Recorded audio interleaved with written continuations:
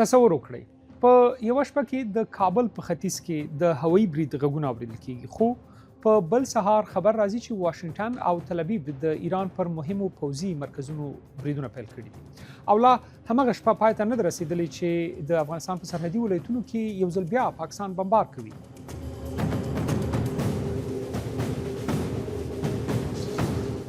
پاکستان 15 ځله په داسې وخت کې برید کړی چې د ایران او امریکا ترمنځ اړیکې ترینګلې شوي او یا هم امریکا برید کړی دی.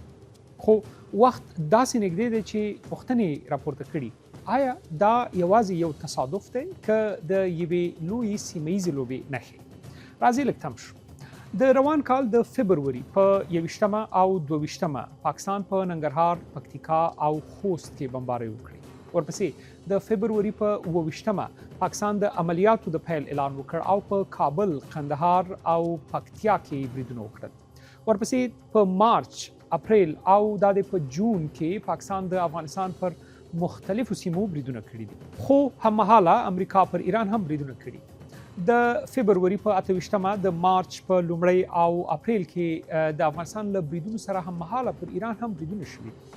خو کله چې مهمې نیټې سره یو ځای کوو جوتیږي چې پاکستان هغه وخت بمبار کړی کله چې امریکا پر ایران هم برید کړی او یا هم اړیکې خرابې شوي دي.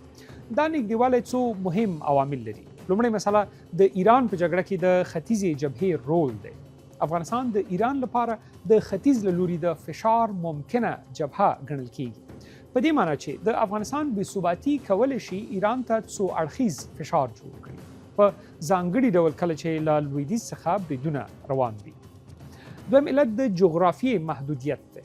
هر کله چې په واشنګټن کې د ایران پر وړاندې د ځمکني برید خبره پیل کېږي او یا هم د ځمکنیو عملیاتو د شروع کېدو خبره راپورته کېږي، ورسره سم پاکستان پر افغانستان برید کوي. دا په دې معنی چې عراق، خلیج او منځنۍ اسیا هیوادونه قوي حاکمیت لري او که اړتیا پیښه شي نو امریکا ته به په اسانۍ سره د بهرنیو عملیاتو اجازه ورنه کړي. خو افغانستان د کمزوري نړیوال رسمیت له امله د غیر مستقیم فشار لپاره د احتمالي لارې په توګه مطرح کېږي او پاکستان له دې لارې غواړي چې امریکا ته وښيي که احتمالي ځمکني عملیات اجرا کېږي نو دوی کولی شي طالبان تر فشار لاندې ونیسي او په اسانۍ سره د افغانستان له لارې پر ایران ځمکني عملیات ترسره شي. بله مسله دا ده چې پاکستان له سعودي عربستان سره دفاعي او امنیتي تړون لري او د دغه تړون له مخې پاکستان اړ دی چې پر سعودي عربستان د برید دفاع وکړي. همداراز له یو شمېر نورو عربي هیوادونو څخه یې هم میلیارډونه ډالر پور اخیستی او د دغه پور له مخې هم پاکستان باید په یو نه یو ډول د قطر او عرب اماراتو ملاتړ وکړي. خو د ایران او خلیج ترمنځ د تاوتریخوالي د زیاتېدو په صورت کې پاکستان هڅه کوي چې خپل ستراتیژیک رول متوازن وساتي او ځان د سیمه ییزو معادلو یو مهم لوبغاړی وښيي. په داسې حساس وخت کې پاکستان هڅه کوي سعودي عربستان ته له یوې خوا وښيي چې اسلام آباد په افغانستان کې بوخت دی او ریاست یې لاسرسی محدود دی، او له بلې خوا ټولو عربي هیوادونو ته ډاډ او پیغام ورکړي چې د ایران دوستان طالبان تر فشار لاندې نیولي او هغوی نشي کولی چې د ایران مرسته وکړي او که مرستې ته زړه ښه کوي نو پاکستان کولی شي فشار لا زیات کړي.